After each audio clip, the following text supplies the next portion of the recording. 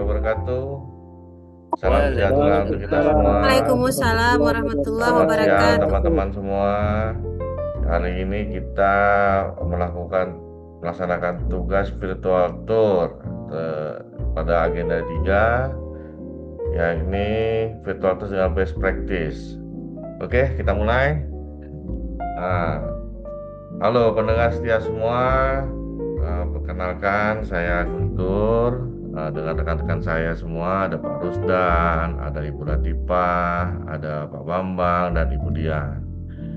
Kita hari ini membahas tentang pelayanan publik digital sesuai dengan tugas 3, agenda 3, bahwa ini adalah aplikasi sip banget yang dikeluarkan oleh Pemkot Batu, ya, yang dibuat oleh Dinas Pariwisata. Sip banget merupakan singkatan dari Sistem Informasi Pariwisata Pengembangan Ekonomi Kreatif. Oke, kita tidak perlu berpanjang lebar. Kita langsung bertemu dengan narasumber, teman-teman saya akan membahasnya lebih lanjut. Maka saya akan mungkin teman-teman saya juga semua sudah membaca tentang slide yang sudah di-share tadi, dan kita akan membahas sama-sama terkait ini semua. Saya kenalkan dulu nama teman saya, Rusdan SPDI, ya, dari Dinas Pendidikan. Waalaikumsalam. Bambang Asmanto dari Dinas PU. Assalamualaikum. Waalaikumsalam. Ibu Latifah dari Dinas Kesehatan.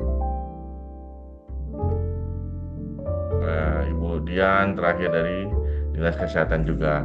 Saya sendiri dari Satuan Polisi. Saya pun dari Satuan Polisi Pamung Praja. Oke, kita nggak perlu memanjang lebar, mukadimah, dan yang mengingat waktu juga, kita akan membahasnya ini dengan teman-teman semua. Saya pertama kali akan, ya, sudah saya sudah saya susun juga pertanyaan untuk teman-teman, karena saya udah ngasih gambaran, mungkin mereka juga udah bisa menjawab apa-apa yang kita bahas. Oke, kita pertama dengan narasumber saya, Ibu Dian dari Dinkes. Sebenarnya dia tahu nggak sih apa itu sip banget? Yang sebagai untuk diketahui, kalau Sip Banget itu aplikasi digital yang mempromosikan pariwisata, ekonomi kreatif di Kota Batu ini yang terintegrasi dengan big data pariwisata dan sistem pembayaran QRIS. Oh. Terus kenapa sip banget itu dibuka? Apa Karena untuk urgensinya? mengoptimalkan produk-produk lokal, itu produk-produk lokal tersebut secara digital utamanya dengan memperluas pasar dan mempermudah transaksi wisatawan-wisatawan yang hadir di kota ini. Bagus juga ya. Siapa sih yang menggagas? Tadi saya udah sebut loh. Siapa yang menggagas inovasi ini? Iya, sebagai informasi untuk masyarakat mungkin ya. Dinas Pariwisata itu bersama stakeholder pariwisata dan ekonomi kreatif. Jadi mereka yang menggagas inovasi ini agar inovasi ini bisa diimplementasikan dan dinikmati oleh masyarakat luas. Oke, apa sih singkatannya? Kalau Si boleh tahu? banget itu, si banget itu perpanjangan dari Sistem Informasi Pariwisata Pengembangan Ekonomi Kreatif. Wow, berarti dia in banget ya. Memang dengan dengan situasi sekarang ya. Berarti ekonomi kreatif tuh memang harus berkembang ya. Kapan isi banget ini bisa diimplementasikan untuk pertama kalinya? Mulai dikembangkan itu tahun 2020. Nah, dan Hmm. aktif digunakan itu sejak 2021 hingga sekarang. Nah, ya mungkin karena dari awal-awal digunakan, dikembangkan, mungkin belum terlalu ini ya, terlalu familiar. Tapi semakin berjalannya waktu, diharapkan agar ininya nanti semakin familiar. Hmm, gitu. gitu ya. Kalau bicara aplikasi, pasti orang penasaran fiturnya. Apa saja atau apa yang bisa Ibu Dian sampaikan tentang apa sih fitur-fiturnya itu? Kalau Fitur-fiturnya? untuk fitur-fiturnya itu macam-macam ya. Ada Heeh. katalog digital, ada paket wisata tematik, ada integrasi kris, big data pariwisata juga masuk di dalam fitur-fitur ini. Jadi bisa dinikmati semuanya. Itu dengan HP bisa ya, berarti ya. Semua dengan HP Menggunakan ya. iya dan untuk Nah, menggunakan Android sama iOS udah bisa ya. ya insya Allah sudah bisa itu Pak. Oh gitu ya. Gimana cara sistem pembayaran bekerja dalam sip banget ini? Penggunaan Kalau kris untuk itu kayak pembayaran ya, iya. Jadi kalau untuk data-data nyaman pembayaran ya. itu, ya nyaman sih. Tapi kalau untuk pembayaran itu kita mengikuti dengan perkembangan digital saat ini dengan menggunakan QRIS salah satunya untuk transaksi cashless yang aman dan cepat. Hmm. Berarti sudah bisa diakses di luar negeri. Alhamdulillah sudah bisa diakses Pak dengan berbasis web sehingga bisa diakses Hmm. secara global. Jadi Oh. kalau seandainya mau ya ke manapun, asalkan ada QRIS bisa dipakai digunakan. Hmm. Oke. Gimana integrasinya dengan Among Batu yang selama ini sudah ada nih, Among Ya, Batu. oh gitu. Jadi integrasi dengan Among Batu ini data pariwisata yang ada itu terhubung sehingga pembaruan informasi itu terpusat untuk dapat diakses dan dilihat. Ada promo itu ya, fitur promosi event juga di dalamnya ya. Ada Hmm. untuk promosi-promosinya itu pasti ada ya karena termasuk dengan event seni, budaya, pameran produk-produk lokal itu salah satu usaha dan cara yang dilakukan oleh Dinas Pariwisata untuk dilakukan fitur-fitur promosi dalam event-event apapun yang bisa dilakukan. Oke, terkait desa wisata, apakah sih sudah mengakomodir? Kalau untuk aplikasi ini mengakomodir untuk desa wisata karena dengan memberikan halaman khusus untuk setiap desa ataupun dengan kelurahan itu wisata-wisata itu Hmm. kita berikan untuk halaman-halaman khusus. Oh, Pak, berarti sudah ini ya, diakomodir semua ya, Dian ya. Ya, Apa yang membedakan sip banget dengan marketplace pariwisata lain? oke. Marketplace-nya apa membedakannya? Ya, yang membedakan sih banget dari marketplace pariwisata lainnya ini adalah fokus pada potensi lokal, pakai tematik, dan pemberdayaan UMKM. Jadi itulah yang membedakan antara si banget dari marketplace pariwisata lain. Oke, terima kasih atas penjelasannya. Ini semoga Sama-sama, bermanfaat Pak. untuk Sama-sama. rekan Terima kasih masyarakat. juga. Iya, oke. Selanjutnya saya kepada Ibu Ifah Latifah, apa tentang dampak dan keberhasilannya. Sekarang kita masuk ke hasilnya. Seberapa besar sih dampak dari aplikasi ini? Dan dampak sih banget terhadap omset pelaku UMKM itu gimana, Bu? Ada perkembangan, Bu? Suaranya, Bu? Suaranya masih di mute. Oh ya, Nah, baik. Ya, maaf, Pak. Ya, Pak, untuk terkait dampak dari sip banget ini terhadap omset pelaku UMKM, tentunya dari sisi omset kelihatan meningkat dengan signifikan.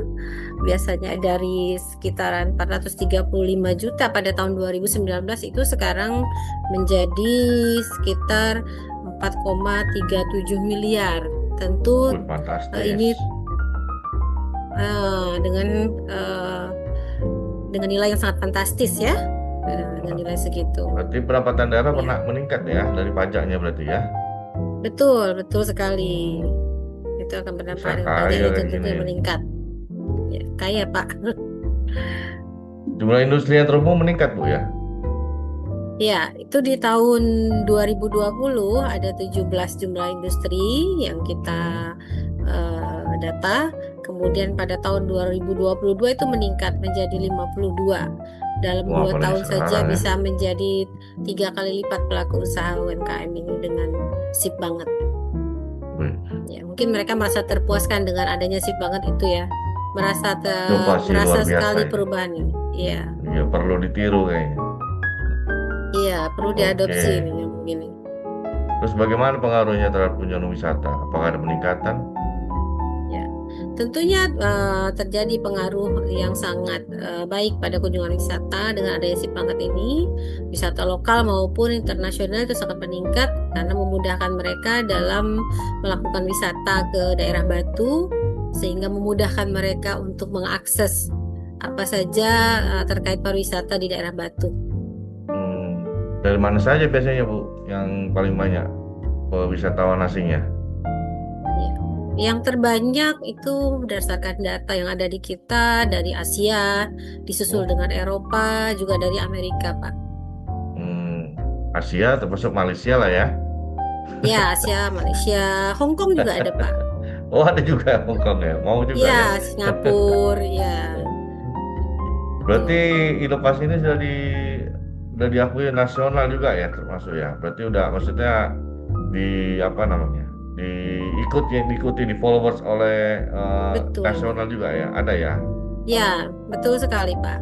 Karena untuk aplikasi Sip Banget ini, Gorontalo juga sudah mereplikasikannya, Bangka Hmm, Belitung, Sumatera Barat, dan juga di Madiun, Pak.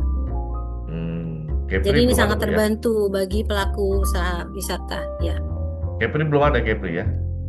Belum, ini kayaknya Belum bagus ya. sekali nih buat kita ini ya. Replikasi nih untuk wilayah Bintan, terutama kan kita wisatanya Bintan dan Batam lah ya paling ya. Di Iya. Natuna juga nih, Anambas, Mana tuh? mungkin perlu juga Bahas ya mereplikasikan ikan-ikan ya. aplikasi ini. Ya, sangat menarik untuk direplikasikan di wilayah kita. Karena kita juga kaya Apa? dengan pariwisata kan. Iya betul juga tuh. Apa manfaatnya Tuh. branding Kota Batu?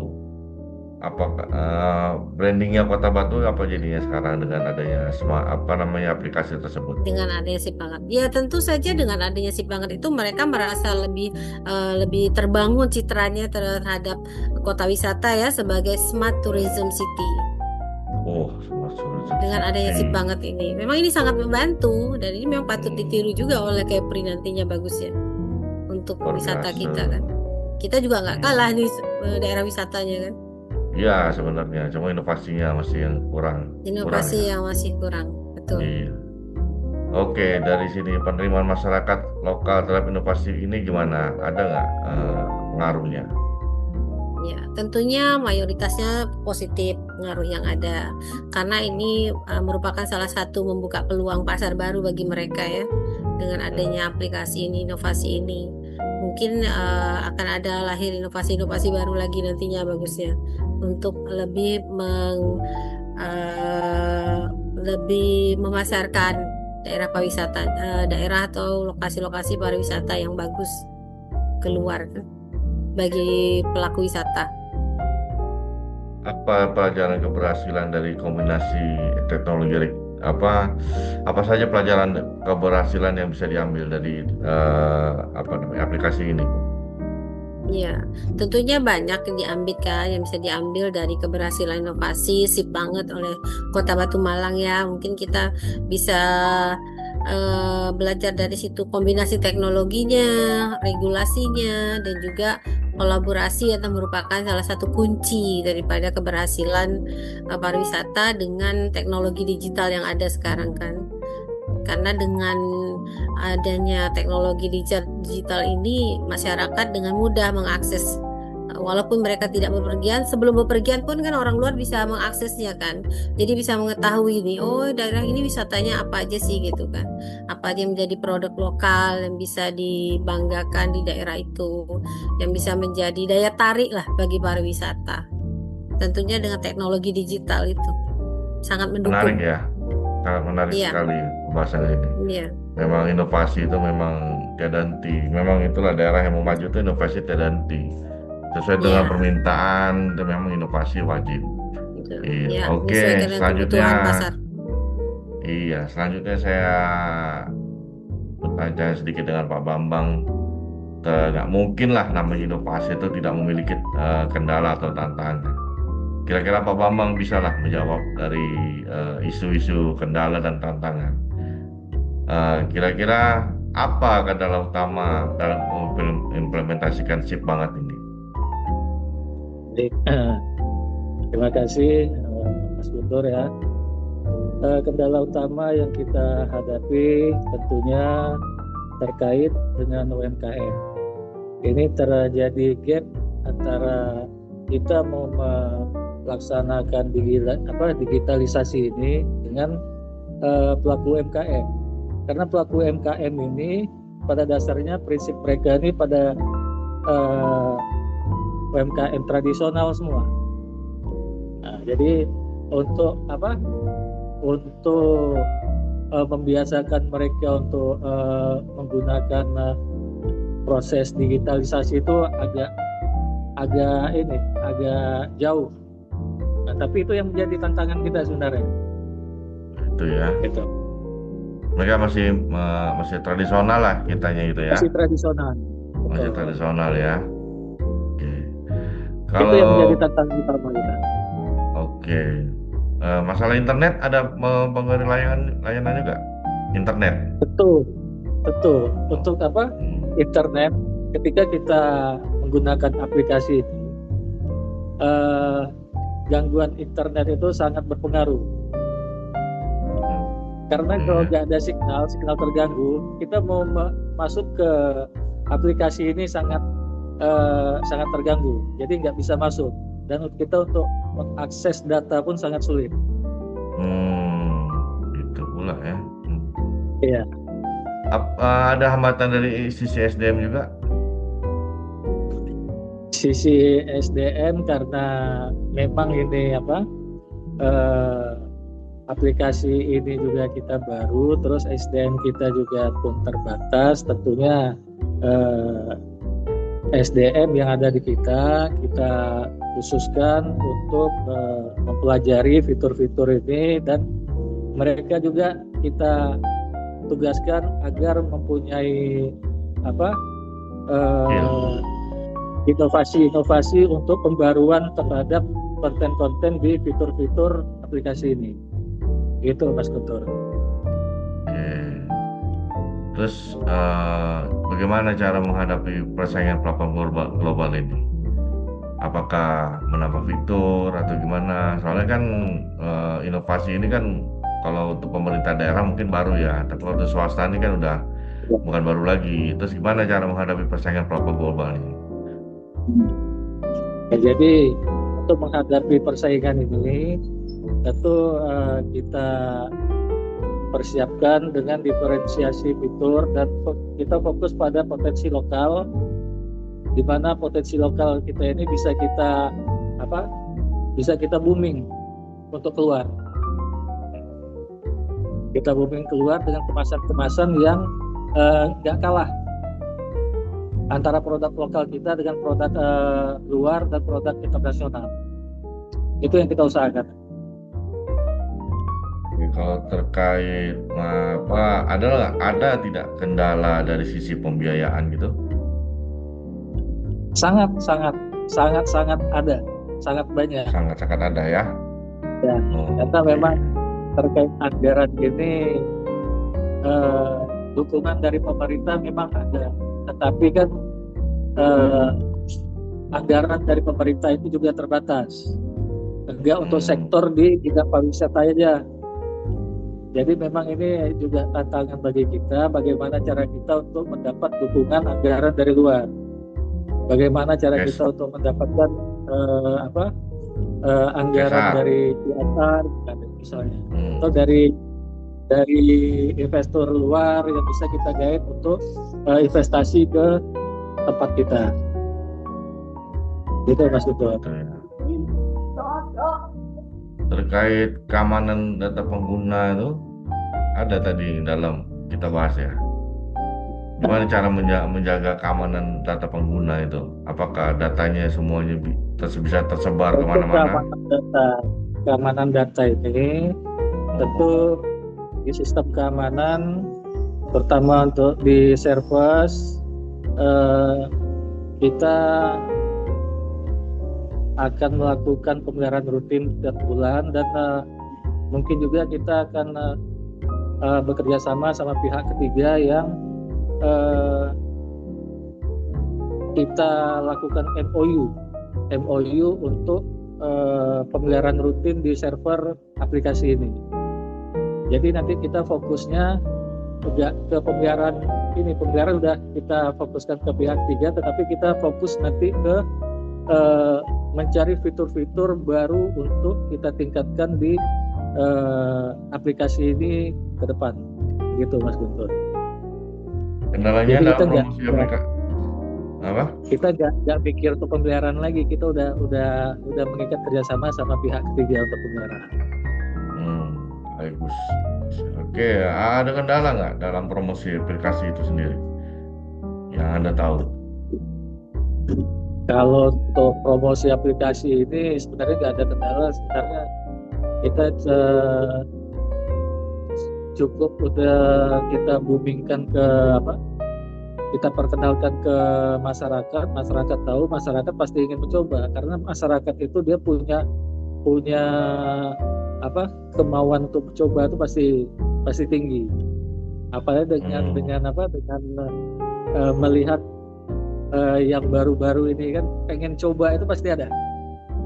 Gitu Mas Guntur. Respon awal pelaku UMKM dalam aplikasi ini apa? Gimana? Respon awalnya pihak UMKM terhadap aplikasi Sip Banget ini. Respon awalnya itu Ada mereka rasa keraguan atau tidak?